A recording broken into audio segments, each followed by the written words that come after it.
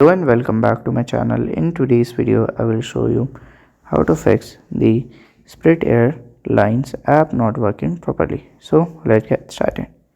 So here we can see the Spirit Airlines. So if it's not work, you have to follow these instructions.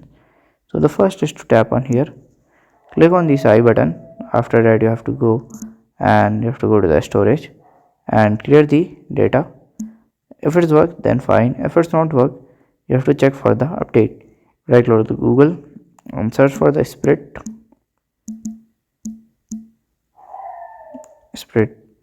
app.